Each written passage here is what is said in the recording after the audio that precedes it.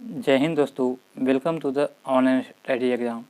दोस्तों आज हम लोग इस वीडियो में जो है बीपीएससी का जो है बिहार राज्य विद्यालय अध्यापक का जो है नियमावली के अनुसार इसमें जो 2023 के अंतर्गत जो ये परीक्षा लिया जा रहा है बीपीएससी का, इसमें जो है आज हम लोग जो है घटना चक्र का जो है प्रैक्टिस सेट लेकर आए हैं। हमें उम्मीद है कि आपको ये सेट जो है पसंद आएगा। इसमें जो है कुल जो है 10 प्रैक्टिस सेट दिए गए हैं, जो 2 सीरीज है। इसमें कुल 5 ऑप्शन के साथ दिया गया है। तो दोस्तों इसे लगाना ना भूलिएगा। परीक्षा नज़दीक आ गया, इसे जो है जितना हो सके आप सेट लगाइए। तो चलिए दोस्तों आज के हम सेशन को शुरू करते हैं। हमें उम्मीद है कि आपको यह वीडियो पसंद आएगा। अगर आप हमारे चैनल पर नए हैं तो चैनल को सब्सक्राइब करना ना भूलिएगा और बेल आइकन नोटिफिकेशन को दबा दीजिएगा ताकि हमारी वीडियो सबसे पहले आप तक पहुँचे। चलिए आज के हम सेट को शुरू करते हैं। वीडियो के अंत में दोस्तों आप अपना स्कोर बताना ना भूलिएगा कि आपका स्कोर इसमें कितना रहा। इसमें जो है सेट क्वेश्चन नंबर 1 से जो है 22 तक जो है मैथ रीजनिंग का प्रश्न दिया गया है और 123 से जो है आपका 120 तक जो है इसमें जीके प्रश्न शामिल किया गया है। तो चलिए दोस्तों समय को देर न करते हुए आज के हम सेशन को शुरू करते हैं।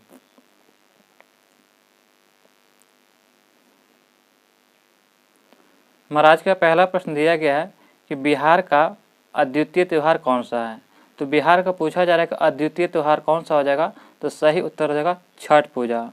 छठ पूजा जो है बिहार का अद्वितीय त्यौहार है, तो ये ध्यान रखिएगा। नेक्स्ट प्रश्न दिया गया है कि बिहार के प्रमुख समाचार पत्र बिहारी के संपादक कौन है। तो बिहार के एक समाचार पत्र था जो बिहारी, इसके संपादक कौन थे। तो सही उत्तर क्या हो जाएगा। तो ऑप्शन नंबर 4 बाबू महेश्वर प्रसाद के द्वारा जो है ये प्रकाशित संपादित किया गया था। बिहारी समाचार पत्र बाबू महेश्वर प्रसाद के द्वारा जो है संपादित किया गया था, तो ये ध्यान रखिएगा।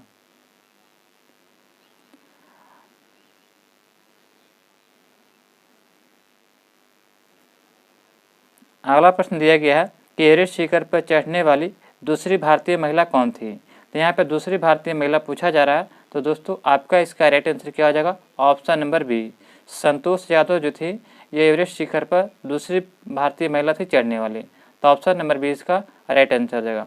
एवरेस्ट शिखर की ऊंचाई देखा जाए तो यह 8,848 मीटर है।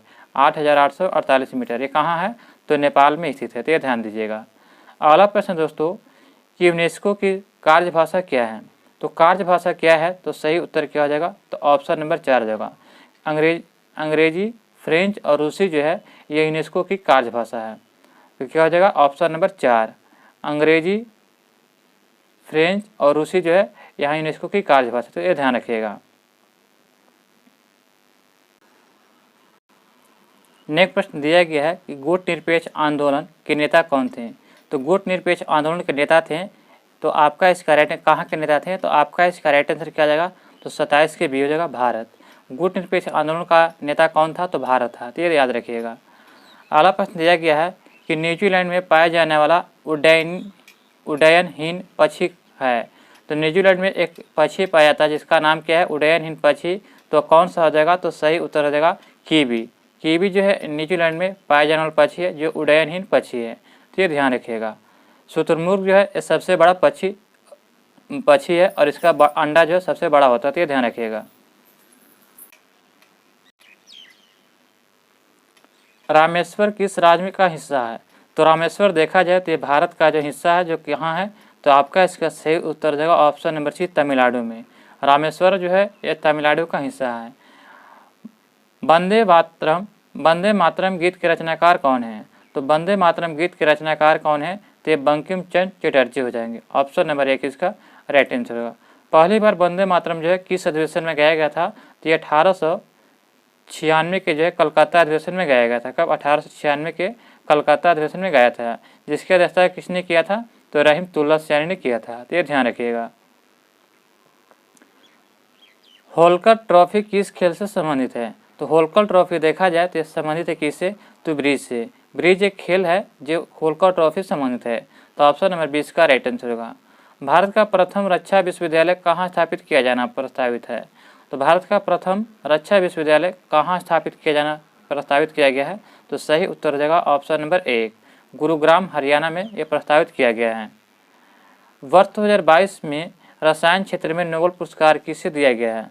तो वर्ष 2022 में पूछा जा रहा है कि रसायन के क्षेत्र में जो है किसे नोबेल पुरस्कार दिया गया है, तो सही उत्तर क्या हो जाएगा, तो ऑप्शन नंबर हो जाएगा 4, कैरोलिन बार्टोजी को, मोर्टन मेडल को और बेरी शार्पलेस को।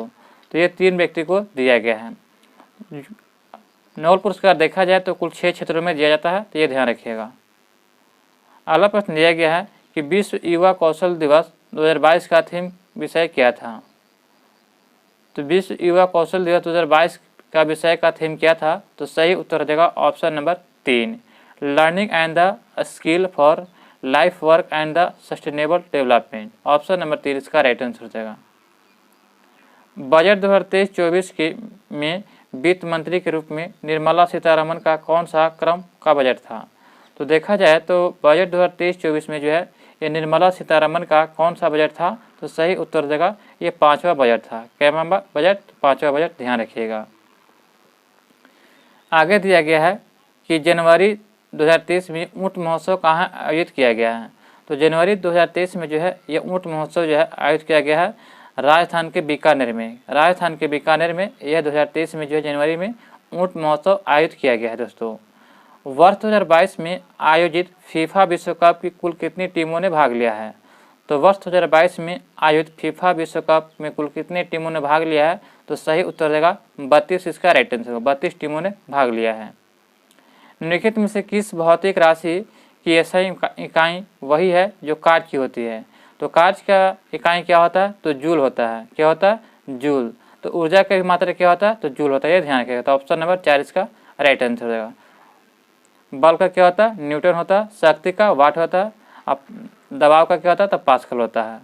अगला प्रश्न देखते हैं कि यदि किसी वस्तु पर लगाया गया बल वस्तु की गति की दिशा में हो तो वस्तु की गति क्या होगी। तो वस्तु की गति क्या होगा कि बढ़ जाएगी। क्या हो जाएगा, तो बढ़ जाएगी। जब किसी वस्तु पर बल लगाया गया है और वस्तु की गति की दिशा में बल लगाते हैं तो क्या होगी, वस्तु की गति बढ़ जाएगी। जैसे साइकिल चला रहे हैं और साइकिल चलाने वाला को हम पीछे से धक्का देंगे तो क्या होगा, साइकिल की गति बढ़ जाएगी। अगला प्रश्न देखते हैं कि निम्नलिखित में से कौन सा भौतिक सिद्धांत रॉकेट इंजन, जेट इंजन और स्फीति वाले गुब्बारे द्वारा पैदा होने वाला प्रणोदक की व्याख्या करता है। तो सही उत्तर क्या हो जाएगा, तो 40 का आपका राइट आंसर हो जाएगा। ऑप्शन नंबर सी हो जाएगा। न्यूटन के गति का प्रथम नियम से होता है। तो ऑप्शन नंबर सी इसका राइट आंसर हो जाएगा। निम्न में से कौन सा गति का एक समीकरण है। तो गति का समीकरण देखा जाए तो 2s बराबर हो जाएगा 2ut प्लस at। 2s बराबर 2ut प्लस at हो जाएगा। तो ये ध्यान रखिएगा। अगला प्रश्न दिया गया है कि भौतिक मात्रा ऊष्मा क्षमता की इकाई है। तो भौतिक मात्रा ऊष्मा क्षमता की इकाई है। तो 42 का आपका राइट आंसर क्या जाएगा, तो जूल प्रति केल्विन जो है ये भौतिक मात्रा ऊष्मा क्षमता की इकाई है, जूल प्रति केल्विन। तो ऑप्शन नंबर दोस्तों 20 का सही उत्तर हो जाएगा। सूर्यास्त के बाद भी पृथ्वी की सतह के निकट वायु के कारण ऊष्मा प्राप्त करती है। तो सूर्यास्त के बाद भी देखते हैं कि पृथ्वी की सतह से के निकट से जो है वायु किस कारण से ऊष्मा प्राप्त करती है। तो सही उत्तर क्या आ जाएगा, तो ऑप्शन नंबर हो जाएगा बी, स्थलीय विकिरण के कारण यह ऊष्मा प्राप्त करती है। क्या हो जाएगा, स्थलीय विकिरण के कारण।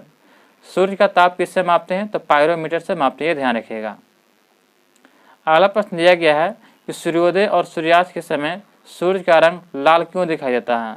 तो सूर्योदय या सूर्यास्त के समय सूर्य का रंग जो लाल दिखाई देने का क्या कारण होता है, तो आपका इसका राइट आंसर क्या हो जाएगा, तो 44 के 4 हो जाएगा। क्योंकि ये प्रकाश के प्रकीर्णन के कारण होता है। लाल को छोड़कर अन्य सभी रंगीन प्रकीर्णन हो जाते हैं। लाल को छोड़कर क्या होते हैं कि अन्य सभी रंग क्या होता है, प्रकीर्णित हो जाते हैं। तो ऑप्शन नंबर 4 इसका राइट आंसर हो जाएगा। समतल दर्पण द्वारा बनाया गया प्रतिबिंब क्या होता है। तो जब देखिएगा कि समतल दर्पण द्वारा बनाया गया प्रतिबिंब जो है आभासी तथा सीधा हो जाएगा। आभासी और सीधा, ये राइट आंसर हो जाएगा। अनुदैर्घ्य तरंगों गैसीय माध्यम का डैश एक उदाहरण है। तो अनुदैर्घ्य तरंगे जो है गैसीय माध्यम में किसका उदाहरण है, तो यह आपका हो जाएगा ध्वनि तरंगे का उदाहरण है, ध्वनि तरंगे का। विद्युत सेल के प्रतीकों में मोटी छोटी रेखा निम्न में से किसको निरूपित करती है। तो विद्युत सेल में के प्रतीकों में मोटी छोटी रेखा जो निम्न में से किसको निरूपित करती है, तो सही उत्तर हो जाएगा ऑप्शन नंबर ए, ऋणात्मक टर्मिनल को निरूपित करती है, ऋणात्मक टर्मिनल को। तो ये ध्यान रखिएगा। निम्नलिखित में से किसे आधुनिक परमाणु सिद्धांत का जनक माना जाता है? तो आधुनिक परमाणु सिद्धांत का जनक जो है ये माना जाता है किसको? तो जॉन डाल्टन को। जॉन डाल्टन को जो है ये आधुनिक परमाणु सिद्धांत का जनक माना जाता है। ऑप्शन नंबर 1 इसका राइट आंसर हो जाएगा।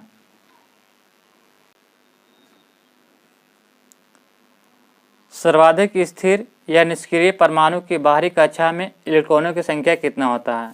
तो सर्वाधिक स्थिर निष्क्रिय परमाणु की बाहरी कक्षा में देखा जाए तो इलेक्ट्रॉनों की संख्या कितना होता है? तो कुल 8 इलेक्ट्रॉन होते हैं जो निष्क्रिय होते हैं, जो किसी से भी अभिक्रिया नहीं करते हैं। तो ये ध्यान रखिएगा, कितने होते हैं? 8। तो ऑप्शन नंबर 4 इसका राइट आंसर हो जाएगा। एकमात्र जो है हीलियम जो जिसकी अंतिम कक्षा में 2 होता है और ये स्टैक पूरा किया हुआ रहता है हीलियम। अगला प्रश्न देखते हैं कि NaCl में होती है क्या? तो NaCl में कौन सा बंध होता है? तो सही उत्तर हो जाएगा ऑप्शन नंबर 4 आयनिक बंधन होता है। NaCl में जो है आयनिक बंधन होता है, ये ध्यान रखिएगा। किस कारण से तरल पदार्थों के क्वथनांक में भिन्नता होती है? तो तरल पदार्थों के क्वथनांक में भिन्नता होने के कारण क्या होता है? तो सही उत्तर हो जाएगा ऑप्शन नंबर ए दाब में भिन्नता के कारण। दाब में भिन्नता के कारण जो होता है कि पदार्थ के क्वथनांकों में भिन्नता होती है। ऑप्शन नंबर जो है 1 इसका राइट आंसर हो जाएगा। दोस्तों हमें उम्मीद है कि आपको यह वीडियो पसंद आ रहा होगा। अगर आप अभी तक हमारे चैनल को सब्सक्राइब नहीं किए हैं तो चैनल को सब्सक्राइब करें और बेल आइकन नोटिफिकेशन को ऑन कर लें और वीडियो को लिंक के दोस्तों के साथ ग्रुप में शेयर जरूर करें। हमारा अगला प्रश्न दिया गया है कि क्यूरियम का रासायनिक प्रतीक निम्नलिखित में से कौन है? तो क्यूरियम का रासायनिक प्रतीक निम्नलिखित में से कौन हो जाएगा? तो सही उत्तर हो जाएगा ऑप्शन नंबर बी Cm जो है यह क्यूरियम का रासायनिक प्रतीक है। Cm जो है यह जो क्यूरियम का रासायनिक प्रतीक है, ध्यान रखिएगा। क्रोमियम का Cr होता है और तांबा का जो Cu होता है, ये ध्यान रखिएगा। अगला प्रश्न देखते हैं, अम्लों के बारे में निम्नलिखित में से कौन सी बात गलत है? तो अम्लों के बारे में बताया गया कि कौन सी बात गलत है, तो आपका इसका सही उत्तर क्या जाएगा? वे जलीय विलयन में प्लस आयन देते हैं, बिल्कुल सही है। अधिकांश अम्लों में हाइड्रोजन होता है, बिल्कुल सही है। वे नीले लिटमस को लाल बनाते हैं, बिल्कुल सही है। वे जलीय विलयन को विद्युत के कुचालक होते हैं, क्या होता है? कुचालक होते हैं, गलत है। वे जलीय विलयन में क्या होता है कि विद्युत के सुचालक होते हैं, कुचालक नहीं होते हैं। तो ऑप्शन नंबर 4 इसका राइट आंसर हो जाएगा। समान बैटरिक में निम्नलिखित रसायन होते हैं, तो जो बैटरिक होता है उसमें कौन सा रसायन होता है? तो सल्फ्यूरिक अम्ल होता है, यानी H2SO4 यानी कि सल्फ्यूरिक एसिड। तो ऑप्शन नंबर क्या हो जाएगा? तो 4 इसका राइट आंसर हो जाएगा। एक मानव कोशिका में कितने गुणसूत्र होते हैं? तो एक मानव कोशिका में देखा जाए तो 23 जोड़ी गुणसूत्र होते हैं, यानी कि 46 हो जाएगा। ऑप्शन नंबर सी इसका राइट आंसर हो जाएगा। 46 गुणसूत्र होते हैं। मांसपेशियों को हड्डियों से जोड़ने वाले ऊतक को क्या कहते हैं? तो देखिए, मांसपेशियों को हड्डियों से यानी कि MBT याद रखिएगा, ट्रिक है MBT, यानी कि M से मसल्स हो जाएगा, B से बोन्स हो जाएगा और T से टेंडन जोड़ेगा। कौन जोड़ेगा? टेंडन। तो इसी को जो है याद रखिएगा। तो यहाँ पे 56 का आपका राइट आंसर क्या आ जाएगा? तो ऑप्शन नंबर हो जाएगा सी हो जाएगा, टेंडन, यानी कि MBT। और जो कहेगा बोन्स से बोन तो BBL, यानी कि बी से बोन्स, बी से बोन्स कौन जुड़ेगा? तो L से लिगामेंट, बोन से बोन कौन जुड़ेगा? लिगामेंट, ये ध्यान रखिएगा। अगला प्रश्न देखते हैं, मानव शरीर में सबसे बड़ी ध्वनि कौन सी है? तो मानव शरीर में सबसे बड़ी ध्वनि देखा जाए दोस्तों तो सभी लोग जानते हैं कि महाध्वनि जो है ये मानव शरीर की सबसे बड़ी ध्वनि है। अगला दिया गया है कि रिकेटस और रतौंधी क्रमशः किस विटामिन के कारण होते हैं? तो रिकेटस देखा जाए तो ये विटामिन डी के कारण होता है और जो रतौंधी होता है किसके कारण होता है? तो विटामिन ए के कारण होता है। तो ऑप्शन नंबर क्या हो जाएगा? तो सी इसका राइट आंसर होगा। विटामिन डी को जो है इसके कारण जो है रिकेटस होता है और विटामिन ए के कारण जो है रतौंधी रोग होता है, ये ध्यान रखिएगा।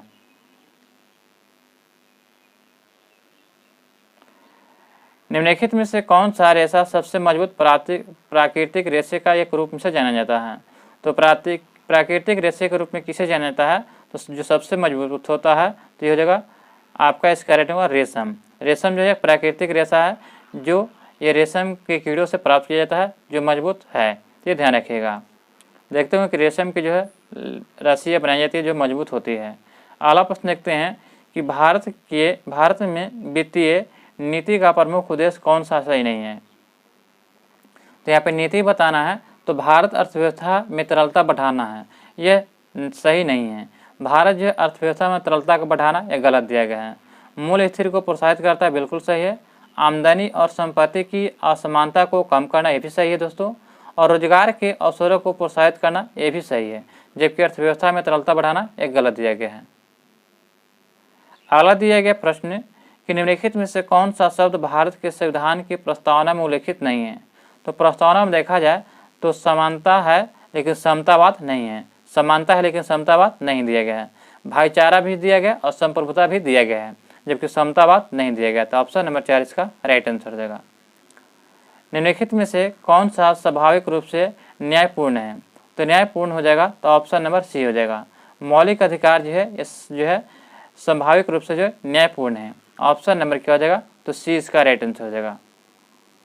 भारत के संविधान में नीति निर्देशक सिद्धांत के शामिल किए जाने का मुख्य उद्देश्य क्या है। तो भारत के संविधान में जो है नीति निर्देशक सिद्धांत को शामिल किया गया, किसका मुख्य उद्देश्य देखा जाए तो क्या है, तो सामाजिक आर्थिक लोकतंत्र को स्थापित करने के लिए, सामाजिक आर्थिक लोकतंत्र को स्थापित करने के लिए जो है भारत के संविधान में नीति निर्देशक सिद्धांत को शामिल किया गया है। तो ये ध्यान रखिएगा। अगला प्रश्न दिया गया दोस्तों कि जब राष्ट्रपति तथा उपराष्ट्रपति के पद पर कोई भी कार्यरत न हो तो उसके रिक्त स्थान पर राष्ट्रपति के रूप में कौन कार्यरत करता है। तो सभी लोग जानते हैं कि कौन कार्य करता है, तो आपका इसका राइट आंसर भारत का मुख्य न्यायाधीश कार्य करता है। तो ऑप्शन नंबर क्या जाएगा, 20 का राइट आंसर भारत का मुख्य न्यायाधीश कार्य करता है।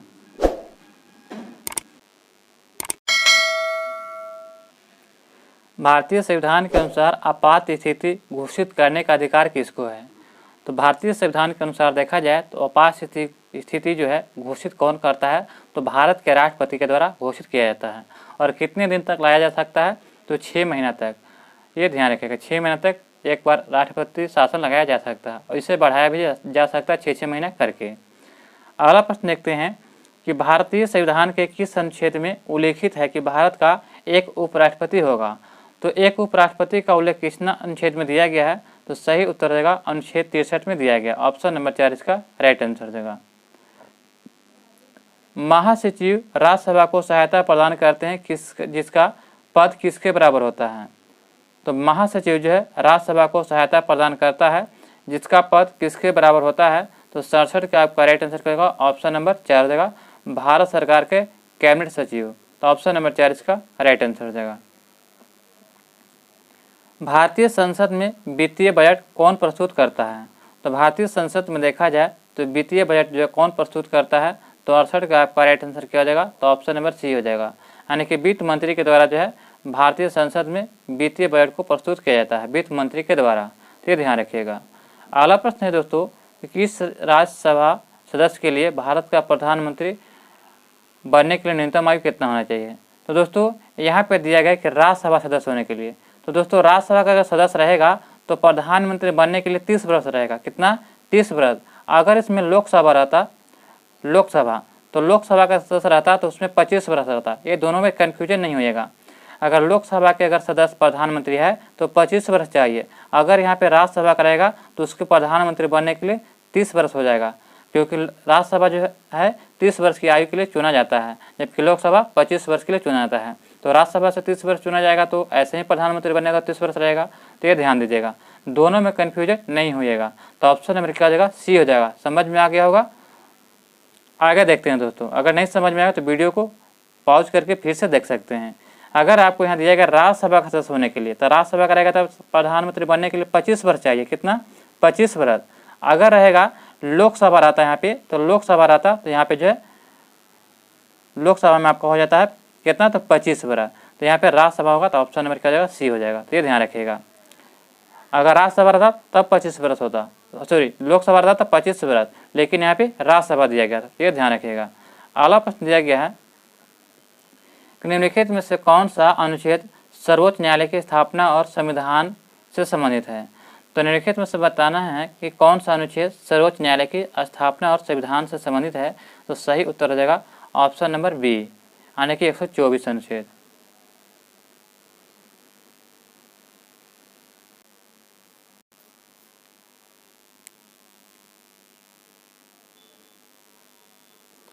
उच्च न्यायालय के संबंध में निम्नलिखित में से कौन सा कथन सही नहीं है। तो उच्च न्यायालय के बारे में बताना है। तो यह निचली अदालत से अपील की सुनवाई कर सकता है, बिल्कुल सही दिया गया है। यह मौलिक अधिकारों की रक्षा के विभिन्न रीट जारी करता है। बिल्कुल सही है, 5 प्रकार के रीट जारी करता है। यह राज्य के अधिकार क्षेत्र के अंतर्गत आने वाले मामलों की सुनवाई कर सकता है, ये भी सही दिया गया है।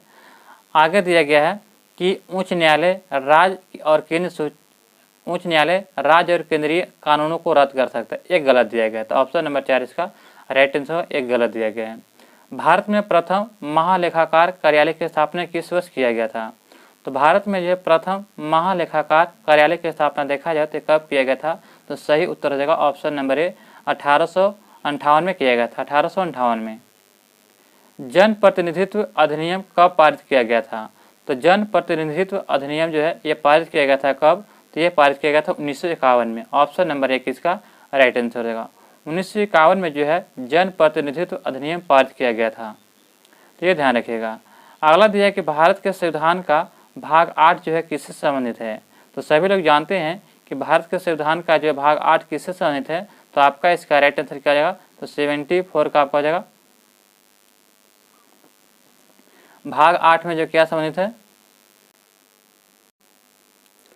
तो आपका इसका राइट आंसर होगा सी हो जाएगा केंद्र शासित प्रदेश। भाग 8 में संविधान के जो है केंद्र शासित प्रदेश के बारे में दिया गया है। पंचायत के बारे में जो है ये भाग 9 में दिया गया, तो ध्यान रखिएगा। राज्यों के बारे में देखा जाए तो राज्यों के बारे में भाग कितना में दिया गया है? तो भाग 6 में दिया गया है। अगला प्रश्न देखते हैं दोस्तों कि संविधान की अनुसूची 7 के अंतर्गत शिक्षा किस सूची के अंतर्गत आता है? तो संविधान की अनुसूची 7 के अंतर्गत आता है शिक्षा, ये किस सूची का अंतर्गत आता है? तो ये समवर्ती सूची का विषय है। किसका? समवर्ती सूची का। समवर्ती सूची में होता है केंद्र और राज्य दोनों को मिलाप को जो समवर्ती सूची कहते हैं। अगला प्रश्न दिया गया है कि पंचायती राज व्यवस्था में एक मध्यवर्ती स्तर है जिसे डैश के रूप में जाना जाता है। तो किस रूप में जाना जाता है? तो सही उत्तर हो जाएगा ऑप्शन नंबर 4 पंचायत समिति के रूप में जाना जाता है। पंचायत राज व्यवस्था की एक मध्यवर्ती स्तर है जिसे पंचायत समिति के रूप में जाना जाता है। अगला प्रश्न दिया गया है कि संविधान का निर्माण करने वाला प्रथम देश कौन था? तो प्रथम देश कौन था? तो सही उत्तर देगा USA, अमेरिका जो था यह संविधान निर्माण करने वाला प्रथम देश था, तो ये ध्यान रखिएगा। इंडियन एसोसिएशन की स्थापना निम्न में से किस वर्ष किया गया था? तो इंडियन एसोसिएशन की स्थापना देखा जाए तो यह कब किया गया था? तो आपका इसका राइट आंसर क्या हो जाएगा? तो 78 का ऑप्शन नंबर सी हो जाएगा 1876 में किया गया था। 1876 में जो है इंडियन एसोसिएशन की स्थापना किया गया था। शांतिपूर्ण प्रतिरोध सत्याग्रह का सिद्धांत किसने प्रतिपादन किया था? तो ये प्रतिपादन किया था किसने? तो सभी लोग जानते हैं कि आपका इसका राइट आंसर होगा अरविंद घोष। अरविंद घोष ने जो है शांतिपूर्ण प्रतिरोध सत्याग्रह का सिद्धांत प्रतिपादित किया था। अरविंद घोष, ऑप्शन नंबर 20 का राइट आंसर हो जाएगा। भारत में जनरल डायर के प्रशासन के दौरान कौन सा कानून अधिनियम लागू किया गया था? तो अधिनियम कौन सा लागू किया गया था? तो सही उत्तर क्या हो जाएगा? तो 80 का हो जाएगा ऑप्शन नंबर ए, मार्शल कानून लाया गया था। ऑप्शन नंबर ए इसका राइट आंसर हो जाएगा। भारत में जनरल डायर के प्रशासन के दौरान भारत में जो है मार्शल कानून अधिनियम लागू किया गया था। ऑप्शन नंबर 1 इसका राइट आंसर हो जाएगा। अगला प्रश्न दिया गया है कि भारतीय स्वतंत्रता के समय भारतीय राष्ट्रीय कांग्रेस के अध्यक्ष कौन थे? तो भारतीय स्वतंत्रता जब आज़ाद हुआ था तो उस समय जो है भारतीय राष्ट्रीय कांग्रेस के अध्यक्ष कौन थे? तो आपका इसका राइट आंसर होगा JB कृपलानी थे। JB कृपलानी 1947 में जब भारत आज़ाद हुआ था उस समय भारतीय राष्ट्रीय कांग्रेस के अध्यक्ष कौन थे? तो JB कृपलानी, ऑप्शन नंबर 20 का राइट आंसर हो जाएगा। श्री राजगोपालाचारी ने निम्न में से किस राज्य में नमक सत्याग्रह का नेतृत्व किया था? तो श्री राजगोपालाचारी जो था ये जो नमक सत्याग्रह जब 1930 में जो शुरू किया गया था आंदोलन, तो ये जो है राजगोपालाचारी कहाँ से नेतृत्व किए थे? तो सही उत्तर हो जाएगा ऑप्शन नंबर सी, तमिलनाडु से किए थे। कहाँ से? तमिलनाडु से। अगला प्रश्न दिया गया दोस्तों कि 1945 में ब्रिटेन में डैश की सरकार सत्ता में आई और भारत को स्वतंत्रता देने के लिए खुद को प्रतिबंधित किया। तो कौन सी जो है पार्टी की सरकार आई थी? तो सही उत्तर हो जाएगा ऑप्शन नंबर बी हो जाएगा, लेबर पार्टी। लेबर पार्टी की जो है सरकार आया था 1945 में। ब्रिटेन में जो है लेबर पार्टी की सरकार सत्ता में आई थी और भारत को स्वतंत्रता देने के लिए खुद को प्रतिबंधित किया था। अगला प्रश्न है कि 1947 में हैदराबाद का निजाम निम्न में से कौन था? तो 1947 का पूछा जा रहा है। तो उस समय कौन था? तो आपका इसका राइट आंसर होगा option number B, Usman Ali था। उस्मान अली ऑप्शन नंबर 20 का राइट आंसर हो जाएगा। 1857 के विद्रोह को भारत में प्रथम स्वतंत्रता संग्राम की संज्ञा किसने दिया था? तो प्रथम स्वतंत्रता संग्राम की संज्ञा किसने दिया था? तो आपका इसका राइट आंसर क्या हो जाएगा? तो ऑप्शन नंबर 85 का हो जाएगा 4, यानी कि बी डी सावरकर ने कहा था कि 1857 का जो विद्रोह है यह प्रथम स्वतंत्रता संग्राम की संज्ञा दिया था बी डी सावरकर ने। तो ये ध्यान दीजिएगा। और अगर कहेगा कि न स्वतंत्रता, न संग्राम और न प्रथम विद्रोह, ये किसने कहा था? तो मजमूदार ने कहा था। तो ये ध्यान रखिएगा, सावरकर कहा था स्वतंत्रता संग्राम की संज्ञा दिया था। अगला प्रश्न देखते हैं कि किस राज्य में वीर कुंवर सिंह के 1857 के विद्रोह के दौरान की उपलब्धियों को चिन्हित करने के लिए जयंती मनाई जाती है? तो ये चिन्हित करने के लिए सभी लोग जानते हैं कि वीर कुंवर सिंह जो है 1857 के विद्रोह में जो है ये बिहार से भाग लिए थे, इसीलिए बिहार में ये जयंती मनाई जाती है। तो ऑप्शन नंबर 20 का राइट आंसर हो जाएगा। सीमांत गांधी किसे कहते हैं? सीमांत गांधी कहने का मतलब होता है कि सीमा के अंत के गांधी, यानी कि सीमांत गांधी जो है खान अब्दुल गफ्फार खान को कहा जाता है। किसको? खान अब्दुल गफ्फार खान को जो है सीमांत गांधी कहा जाता है। तो ये ध्यान रखिएगा। अगला प्रश्न है कि सूर्य के चारों ओर चक्कर लगाने वाले पत्थर के छोटे छोटे टुकड़ों को क्या कहते हैं? तो जो सूर्य जो है, इसके सूर्य के चारों जो पत्थर के जो छोटे छोटे टुकड़े होते हैं उसे क्या कहते हैं? तो सभी लोग जानते हैं कि उसका राइट आंसर हो जाएगा ऑप्शन नंबर बी हो जाएगा, उल्का पिंड कहते हैं। क्या चीज? उल्का पिंड। तो ऑप्शन नंबर 20 का राइट आंसर हो जाएगा। ग्रहों के वैज्ञानिक चंद्रमा के चारों ओर विद्यमान पतले गैसीय आवरण को क्या कहते हैं? तो ग्रहों के वैज्ञानिक चंद्रमा के चारों ओर विद्यमान पतले गैसीय आवरण को क्या कहा जाता है? तो सही उत्तर हो जाएगा ऑप्शन नंबर सी, चंद्रमा का बहिर्मंडल कहते हैं। चंद्रमा का बहिर्मंडल कहा जाता है, जो विद्यमान पतले गैसीय आवरण होता है उसे चंद्रमा का बहिर्मंडल कहा जाता है। पृथ्वी के वातावरण में सबसे ज़्यादा पाया जाने वाला तत्व कौन है? तो वातावरण में पूछा जा रहा है, तो सभी लोग जानते हैं कि पृथ्वी के जो वातावरण में सबसे ज़्यादा पाया जाने वाला तत्व कौन सा है? तो 78% नाइट्रोजन है। कौन सा? 78% नाइट्रोजन वायुमंडल में पाया जाता है। अगला प्रश्न दोस्तों, तो वायुमंडल की सबसे निचली परत को क्या कहते हैं? तो देखिए, वायुमंडल के कुल जो है 5 परत होते हैं। नीचे होता है, सबसे पहले देखा जाए तो क्षोभ हो जाएगा, उसके बाद होता है समताप, उसके बाद हो जाएगा मध्य, उसके बाद आपका आ जाएगा आयन, उसके बाद आ जाएगा बाह्यमंडल। बाह्यमंडल तो सबसे निचली परत हो जाएगा क्षोभ मंडल। क्षोभ मंडल में जितनी भी जो है आंधी, तूफान, बिजली गर्जना, ये सभी जो है मौसम संबंधी घटनाएं होती है। इसमें जो क्षोभ मंडल में हेलीकॉप्टर, जहाज उड़ा सकते हैं क्योंकि छोटी दूरी का होता है। लेकिन अगर बड़े जहाज कहा जाएगा तो समताप मंडल में एरोप्लेन जो है समताप मंडल में उड़ता है। और समताप मंडल में ही जो है कौन सी है? तो ओजोन परत स्थित है, जो 15 से 32 किलोमीटर की ऊंचाई तक स्थित है ओजोन परत। और मध्य मंडल इसमें ठंडा माना जाता है। और आयन मंडल जो है, जितने भी हम लोग टेलीफोन से बात करते हैं, रेडियो सुनते हैं, ये सभी जो है यहाँ से आयन मंडल जो है, आयन तरंग जो है, आयनिक तरंग वहाँ से लौट करके जो है हमें सुनाई देता है जब हम लोग मोबाइल पर बात करते हैं। अगर आप जो है टीवी चलाते हैं या मोबाइल देख रहे हैं तो ये सभी तरंगे से जो है आपको कहाँ से आता है? तो वायुमंडल से, यानी सैटेलाइट छोड़ा जाता है वायुमंडल में, वहाँ से टकराकर उससे दृश्य को देखते हैं। तो ये ध्यान रखिएगा। अगला प्रश्न है कि प्रमुख यामोत्तर का मान क्या होता है? तो दोस्तों यहाँ पे यामोत्तर का मान पूछा जा रहा है, तो ये हो जाएगा 0 डिग्री दशांतर हो जाएगा। ऑप्शन नंबर 20 का राइट आंसर हो जाएगा। एक वर्ष के दौरान हवा की दिशा में मौसमी परिवर्तन को क्या कहते हैं? तो एक वर्ष के दौरान हवा की दिशा में मौसमी परिवर्तन को क्या कहते हैं? तो आपका इसका राइट आंसर होगा, तो मौसमी परिवर्तन को कहते हैं बर्फीली बारिश कहते हैं।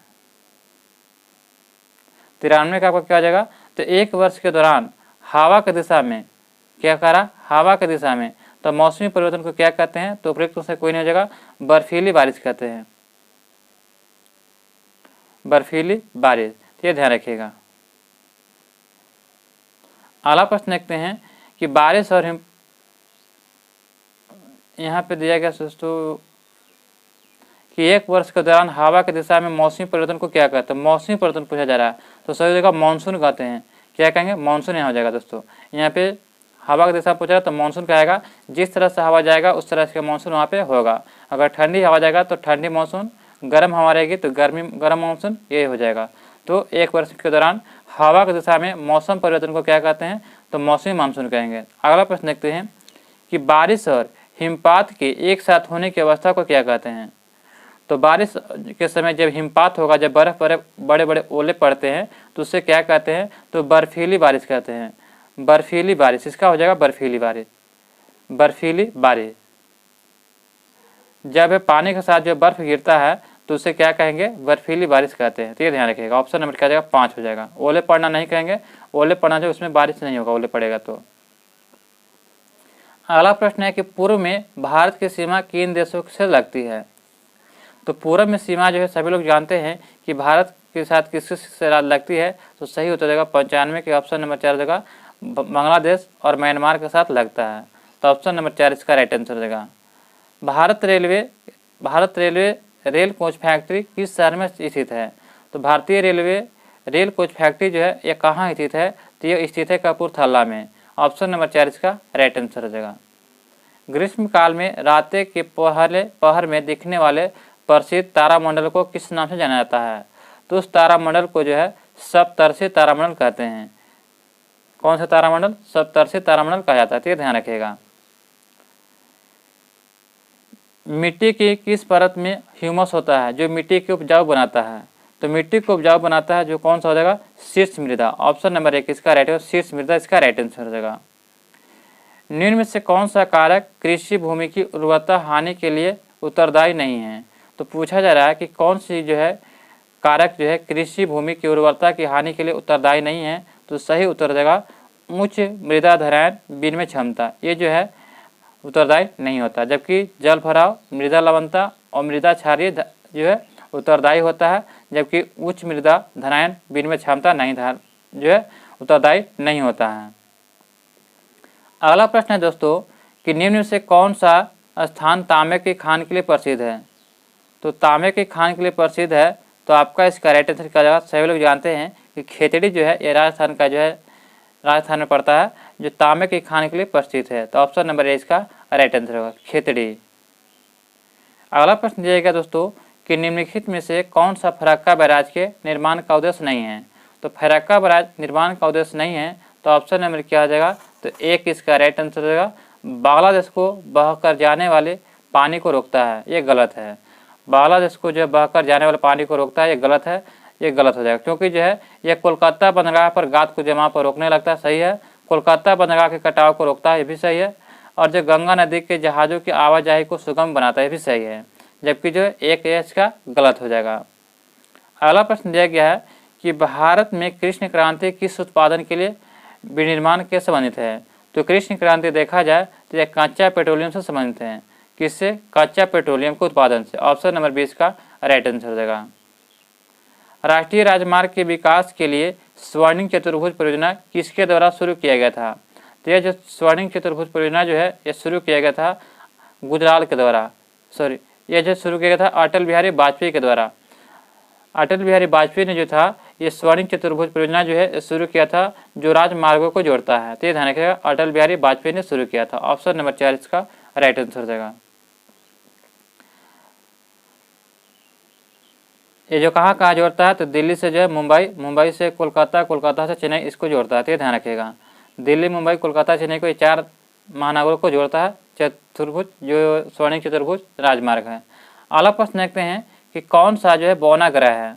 तो बौना ग्रह यहाँ पे बताने का सबसे छोटा ग्रह कौन सा है। तो ऑप्शन नंबर क्या जाएगा, 4 के सी हो जाएगा, एरियस जो है ये बौना ग्रह है। ऑप्शन नंबर सी इसका राइट आंसर हो जाएगा।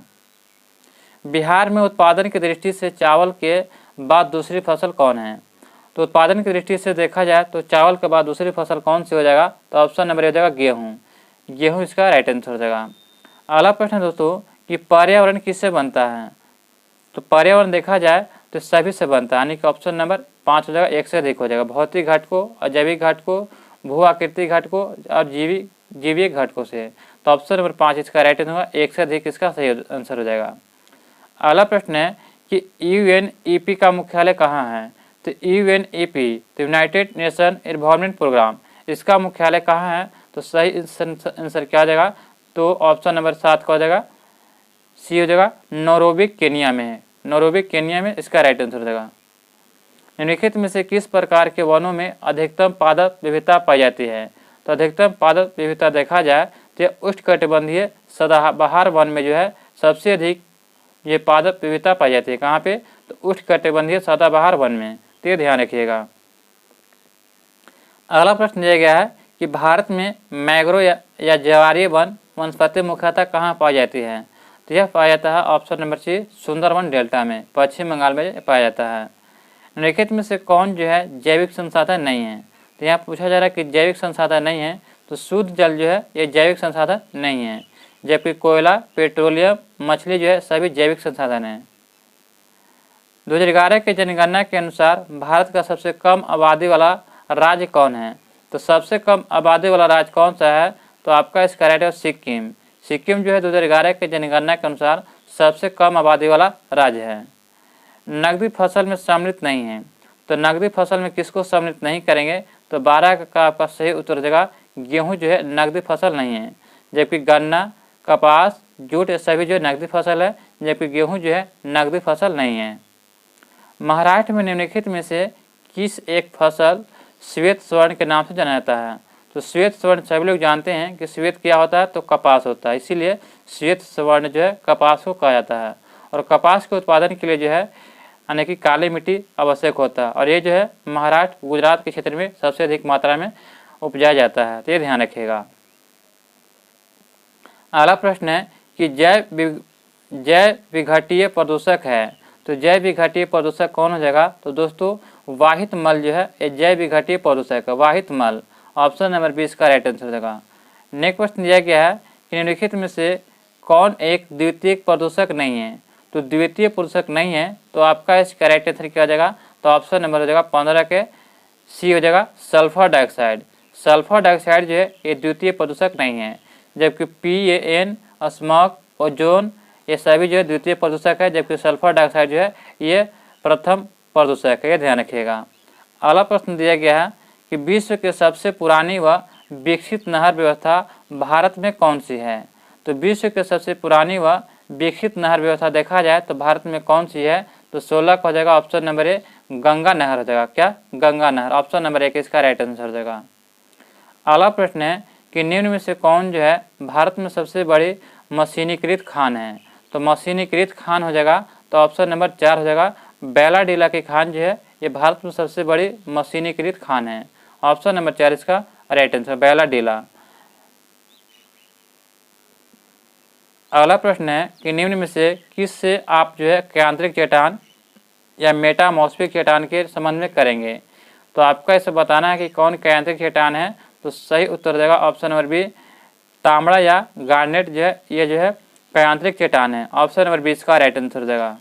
भारत में ज्वारीय ऊर्जा की सर्वाधिक संभावना कहाँ पर है? तो सही उत्तर देगा ऑप्शन नंबर 4 कांडला जो है बंदरगाह गुजरात में है, वहाँ पे जो है ज्वारीय ऊर्जा सर्वाधिक संभावनाएं होती है, ऑप्शन नंबर 4 इसका राइट आंसर है। कांडला बंदरगाह कहाँ है? गुजरात में। पृथ्वी की प्राकृतिक आकृतियों को दर्शाने वाले मानचित्र को कौन सा मानचित्र कहते हैं? तो पृथ्वी की जो प्राकृतिक आकृति को दर्शाता है उस मानचित्र को कौन सा मानचित्र कहते हैं? तो आपका इसका राइट आंसर होगा 20 के ऑप्शन नंबर ए ऊंचावच जो है मानचित्र कहते हैं, ऊंचावच मानचित्र। अगर जिसमें जो है राज क्षेत्र दर्शाया जाता है उसे राजनीतिक मानचित्र कहते हैं, तो ये ध्यान रखिएगा। तो ऑप्शन नंबर 1 इसका राइट आंसर होगा। तो दोस्तों यहाँ पे जो हमने 23 से लेकर जो है 120 तक जितने भी जीके जीएस प्रश्न हैं सभी को मैंने डिस्कस करा दिया।